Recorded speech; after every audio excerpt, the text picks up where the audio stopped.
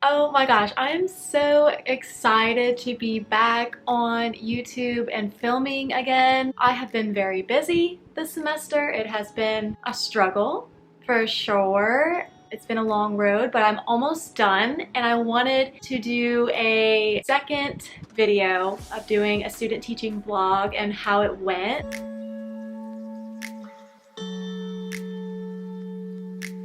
And so where I left off was, let's talk about that time my mentor teacher was quarantined. My mentor teacher won't be here this week, so we'll have a sub come in, but basically I'm gonna be like taking over the classroom the second week.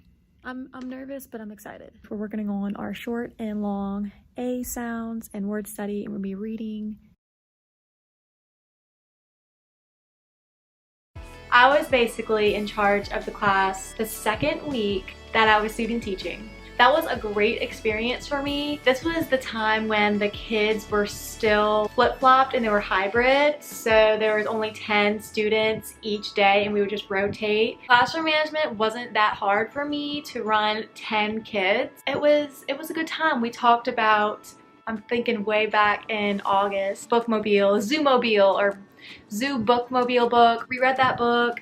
We did some tableaus, and a tableau, if you don't know, is when the students, they act out a page of the book. So they become little actors. They just try to recreate the scene of each page, which was really cool. I thought it was a really good way to have the kids interact with the book. So that was really fun. That was part of my lesson that I did that week, and we noticed and wondered. If you don't know what that is, you have the students notice with their eyes what they see on the front cover of the book. So let me give you an example. What do they see? What kind of colors do you see? What shapes do you see? What's going on in this picture? While you're reading the book, you'll stop and they'll kind of jot on a sticky note. They'll tell you what they wonder. What do they wonder? What kind of questions do they have as they're reading? That is kind of how you notice and wonder. That was my lessons for that week. Kind of just jump in the water the second week of me student teaching.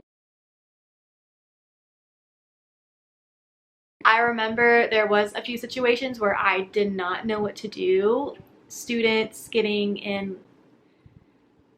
fist handle, you know, like they were violent. I didn't know what to do with violence, and I didn't know what to do when a student told me we were getting ready for the end of the day. We were all packing up, and this one student had math work still at their desk, and so I walked up and was like, it's time for dismissal. You should really start packing up and getting ready for the end of the day, and you should take those packets home with you so you can review for the test you have coming up. And the student looked at me, told me that they didn't want to take home the papers because their parent would hit them. So I just kind of blanked out. I did not know what to do in that situation. I obviously told the sub, because a sub was working there with me. I wasn't alone in the room, so I told the sub because I didn't know what to do, and then we contacted my mentor teacher about it. It's just, you never know what's going on at home. It's just, you don't really know what to do, and I just feel for them, because I know that for academics, when the reason why is because I guess she's really low in that certain math skill, so the student, they didn't want their parent to know that they were really low because they said that they would hit them if they saw the kind of work that they were bringing home, which to me is just terrible, because I mean, I was terrible at math. It was just not my strong suit. I don't like to say terrible or bad. I don't like to say any of that, but it was just not my strong suit. I don't know, just to already have those bad feelings about yourself and then to be hit because of it is just, oh my gosh. I was very upset about that. Grown to love them so much, and it's just, I don't know what I would do if something bad happened. I would treat them like they're my own, like, sister or brother. I got their backs. I got their backs. Some situations happened, but it was just, it was crazy. It was a crazy week. So they're starting a new curriculum this year called Wit and Wisdom. And so whenever I do student teach, I usually have to, they're pretty, let me just say, you kind of have to follow whatever the curriculum does. Like, you can add in stuff here and there, but you actually have to kind of follow it through a T. So I will show you an example of the Wit and Wisdom lesson plan that I have. I don't know if y'all can see that. I hope y'all can. It kind of breaks it down with the learning goals, the standards. And it's a lot. Like, this is like 10 pages. Like, I'm still flipping. It's a lot. It's a lot to be one lesson and this thick in a 40-minute lesson. So we kind of pick and choose, like, what is the most important thing out of this lesson? What is the actual goal for the students to achieve by that end of the lesson? And we'll pick activities, ideas from the curriculum that we have to do. And then we'll kind of add to elaborate on the objective and to make their understanding really clear. As soon as my mentor teacher came back, she was kind of like, well, I don't really want you to come back and then be kind of on that of observing or participating. I want you to teach because you were kind of thrown in the water. I feel like you should just start teaching. And so she said it was up to me, and so I was like, yeah, like, why not? And so that's why I just started teaching right off the bat. Basically ahead of the game, getting a lot of hours in, teaching small groups, teaching word study. Basically in the mornings, it's a 20-minute lesson, and we do word study, and we pound out the sounds.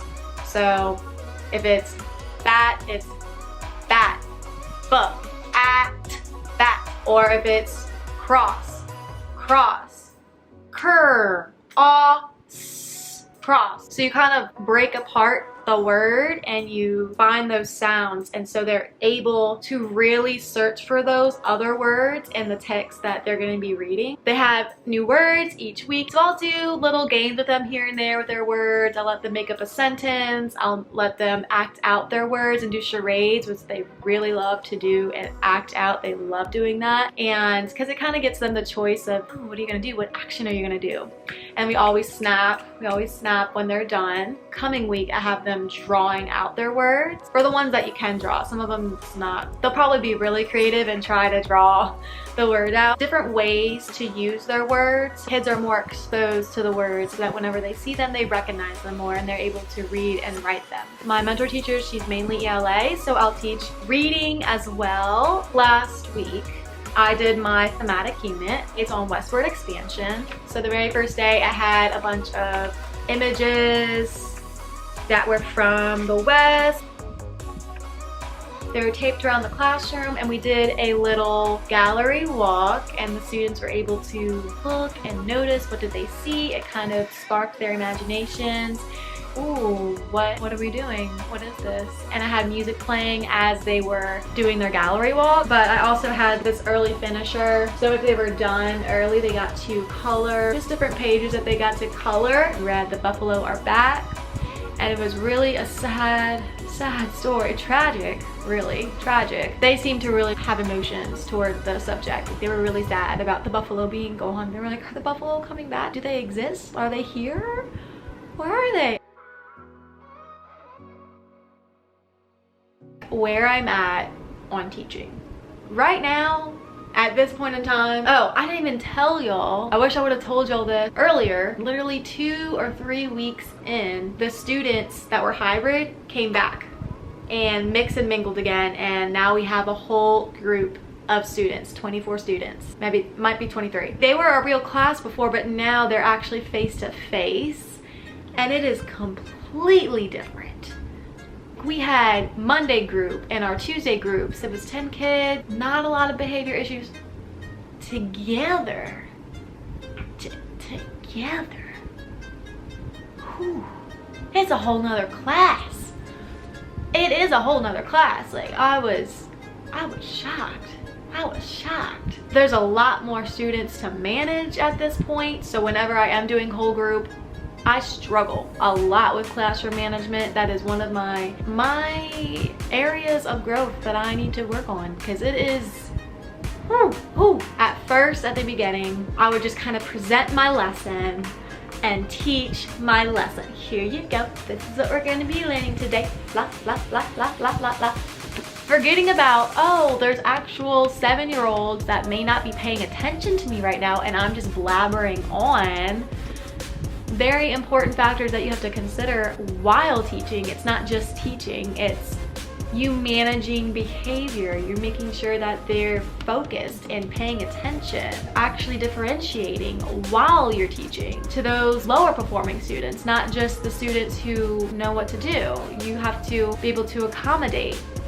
Oh, there is so much that goes into it, and teaching was not what I was expecting it to be. I had an idea of teaching in a box. There's a whole lot more that goes into it that I didn't think about.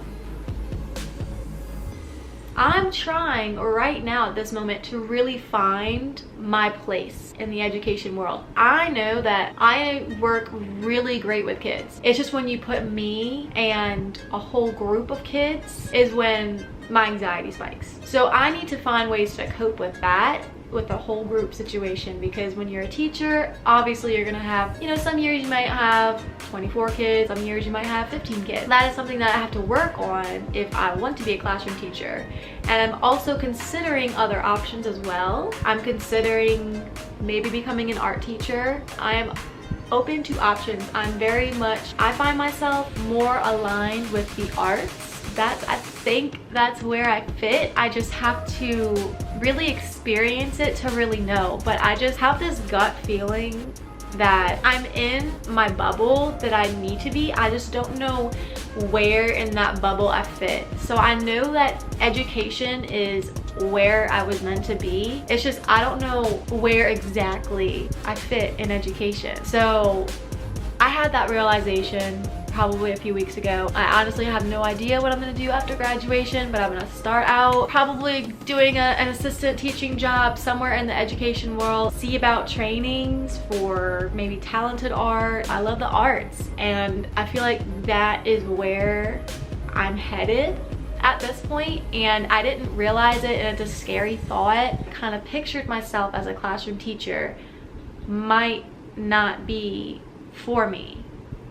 And that's okay. I feel like that's okay. I was struggling so hard, and like this time is just you figuring out who you are. I am just figuring it out, and whenever we move, we're moving to Colorado very soon, and I'm going to have a whole bunch of new videos probably coming up about Colorado and my move. I know that I was kind of all over the place. I just was kind of rambling about what's going on. I know that I really wanted to do kind of weekly vlogs, but I really didn't have a lot of time this semester with everything we have to do. We have to do a lot of reflections each week. We have to have a lesson plan for every single thing that we teach, even small group things. So there's about 10-15 lessons sometimes that I'm making for each week. Just a lot of personal growth that's happened. I'm proud of myself so far for making it this far, and I hope this inspires other people to really dream and just think outside their comfort zone. You can be whoever you want to be if you really have the right mindset. You can have it. Bye, I'll see y'all next time.